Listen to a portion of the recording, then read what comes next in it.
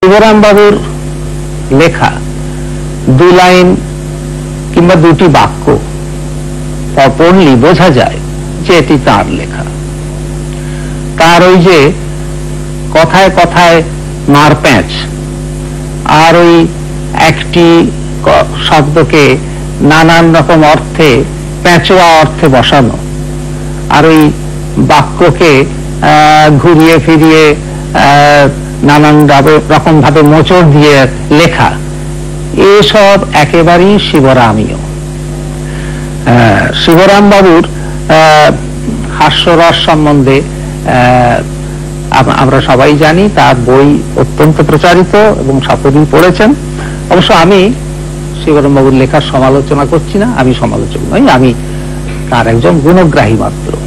আমি তার কতগুলি গল্পের ছবি এঁকেছি এবং সেই সূত্রেই তার নামের সঙ্গে আমার নামও বিজড়িত হয়ে আছে।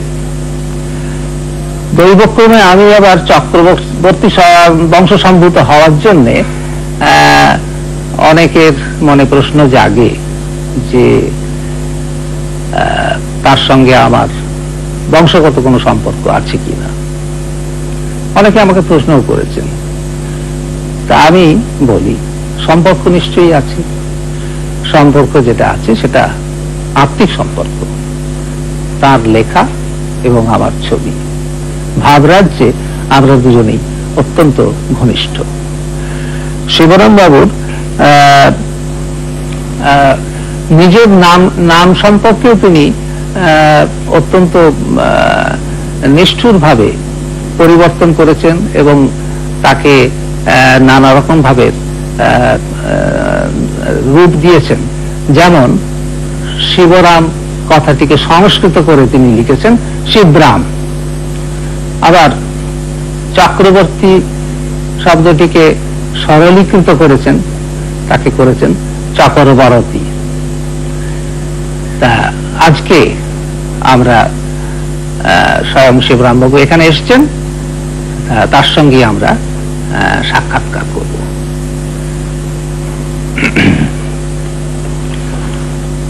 আচ্ছা শিবরাম বাবু, আপনার মনে আছে আপনার সাহিত্য জীবন কত বয়স থেকে আপনার শুরু হয়? 15-16। তখন আপনি কি ধরনের লেখা লিখতেন? তখন আমি এই গল্পগুলো লিখেছিলাম ছেলেদের জন্য, মন্টুর মাস্টার, সেগুলো আপনি এঁকেছিলেন এবং আপনার ছবির দৌলতেই আমার নাম একটু প্রচারিত হল। আচ্ছা, তারও আগে আপনি অনেকগুলি লেখা লিখেছিলেন যেগুলি বড়দের জন্য।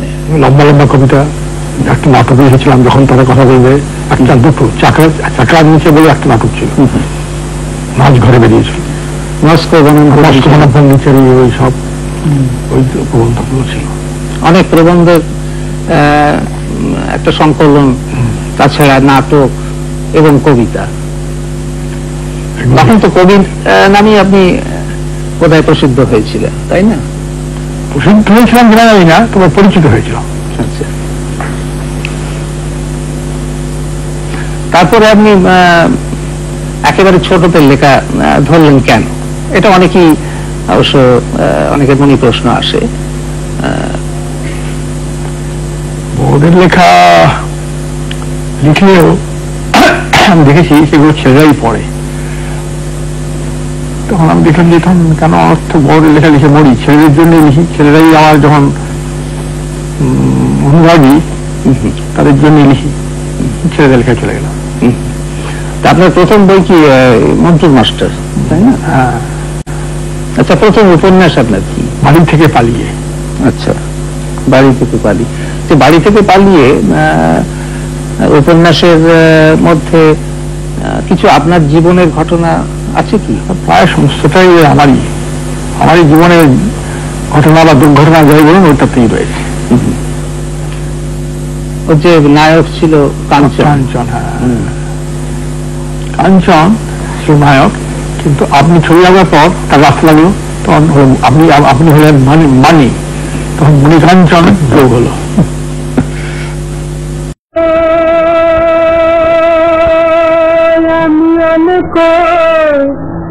ঘুরিয়া ঘুরিয়া তাকে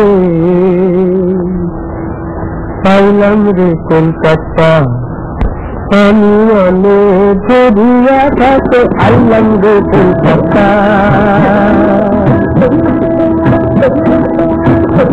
আমি অনেক ঘুরিয়া তাকে আইলাম রে কলকাতা, আমি অনেক ঘুরিয়া তাকে আইলাম রে কলকাতা, কলকাতা রকম কখন উঠায় আমার ভুঙ্গা গেছে বাতা, আমি অনেক ঘুরিয়া তাকে আইলাম রে কলকাতা।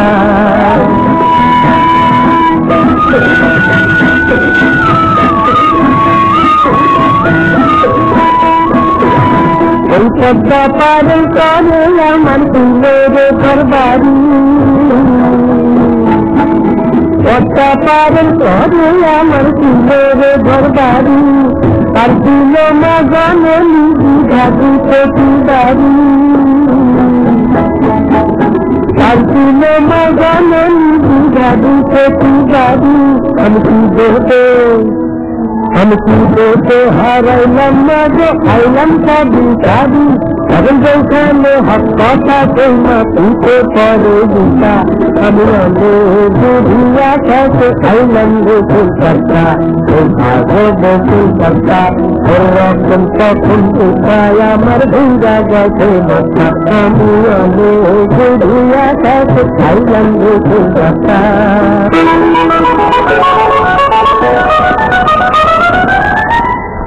আপনি কলকাতার বাইরে কোথাও গিয়েছেন? কলকাতার বাইরে গেছি ওই বাবার সঙ্গে ছোটবেলায় পুরী, ভুবনেশ্বর, দেওঘর এসব জায়গায় গেছি। এর মধ্যে আমার দেওঘরটাই ভালো গেছিল, কারণ ওখানে প্যারা ভারী ফার্স্ট ক্লাস। আমি দেওঘরে একলাও অনেকবার গেছি দাঁড়া খাবার জন্য। আর কোথায় গেছি? আর কোথাও যাইটাই গেলাম ঘাটশিলা, ওখানে আমরা থাকি সম্পর্কে। আমার ভাই ওখানকার কলেজের প্রিন্সিপাল ছিলেন, এখন রিটায়ার করেছেন, ওখানেই যাই, ওখানে গিয়ে থাকি, খুব শীঘ্রই যেতে পারি।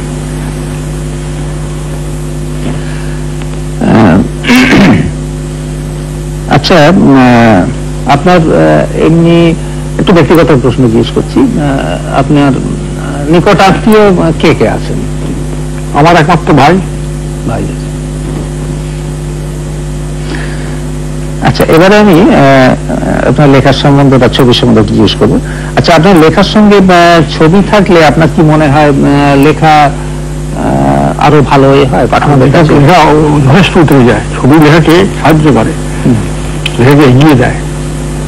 যেহেতু আপনার ছবি তো তুলনাই হয় না, আপনার ছবি আমার গল্পকে অনেক সাহায্য করেছে।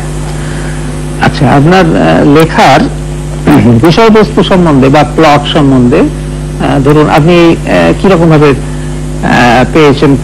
ধরুন আপনার জীবন থেকে কিংবা পারিপার্শ্বিক থেকে কিংবা কোনো লেখা থেকে? আমার জীবন থেকে অনেক হাসির ঘটনা, হাসির না হয়তো সে নদীতে সে লেখার কাজ আসলে হাসি হয়ে যায়, পেয়েছি বন্ধু বান্ধবের ঘটনা, এই জীবন থেকে যে সংগ্রহ করতে লেখা করেছি।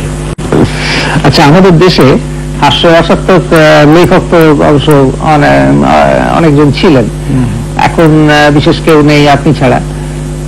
ধরুন ত্রৈলোক্যনাথ মুখোপাধ্যায়, কেদারনাথ বন্দ্যোপাধ্যায়, তারপরে সুকুমার রায়, পরশুরাম,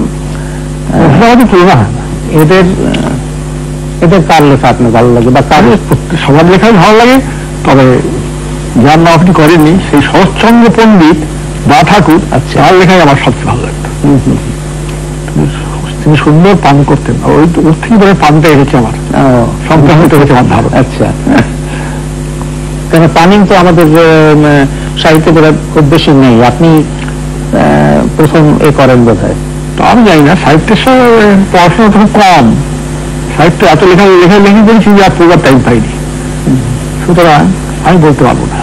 আচ্ছা, পানিটা কি মনে হয় হাস্যরসকে আরো করে সাহায্য করে? তা করে কি জানি না, তো ছেলেপিলেরা ওইসব কথা ওরা ইয়ে হয়, মানে ছেলে ভুলে নবমীকে ছেলেরা খুব ভুলে, একটা কথা 3 রকম মানে, 3টে কথা 1 রকম মানে, এইসব মানে আমি তো ছেলের ব্যাপারটা আমি বললাম, তখন পানি চায় খুব হেল্প করবো, খুব পপুলার হয়ে যাবে ছেলের কাছে, কারণ এরকম কথা বাতাস আর কোনো লেখনের মধ্যে পায় না, তারা দুর্গন্ধের সার বস্তু পায়, সেখানে এটা একটা সেই হাতির সঙ্গে হাতাহাতি, ঘোড়ার সঙ্গে ঘোরাঘুরি, সব বাহুর বাহুল্য। শিবরাম বাবুর সাহিত্য সম্বন্ধে অবশ্য অনেক কিছু বলার আছে, শিবরাম বাবুর পরিচয় দেওয়ার কিছু নেই, কেননা তিনি স্বয়ং প্রকাশ। তার চরিত্র চিত্রণ, চরিত্রের নামকরণ সবগুলি অদ্ভুত। কতগুলি চরিত্র যেমন হর্ষবর্ধন, গোবর্ধন, প্রিসিলা, নকুর মামা, ডলু মাসি, এগুলি আমার তো মনে হয় বাংলা সাহিত্যে চিরকালের মতন আসর জমিয়ে বসে থাকবে। শিবরাম বাবুর লেখা আমার মনে হয় 7 বছর থেকে 87 বছরের বয়সের লোক বোধহয় সবাই পড়ে মুগ্ধ হয়। আমার মনে আছে, একটি ঘটনা বলছি। একটি ছেলেকে আমি একবার দেখেছিলাম হাসতে হাসতে মাটির ওপর গড়িয়ে যেতে। তারপরে আমি দেখলাম তার হাতে ছিল একখানি বই, সেটি শিবরামের গল্প। এবং আমি অনেক লোককে দেখেছি যারা স্বভাবতই হাসে না, তারাও শিবরাম বাবুর লেখা নিয়ে অত্যন্ত মুগ্ধ হয় এবং অলক্ষ্যে তারাও হাসি সম্বরণ করতে পারে না। আজকে শিবরাম বাবুর সঙ্গে আমাদের সাক্ষাৎকার। শিবরাম বাবুর কে অনেক কষ্ট করে অবশ্য আসতে হয়েছে এখানে, তার শরীরটা অসুস্থ। তিনি বাড়ি থেকে ডাক্তারের নিষেধ সত্ত্বেও তিনি আমাদের এখানে এসেছেন এবং আমাদের সঙ্গে এতক্ষণ সময় অতিবাহিত করলেন।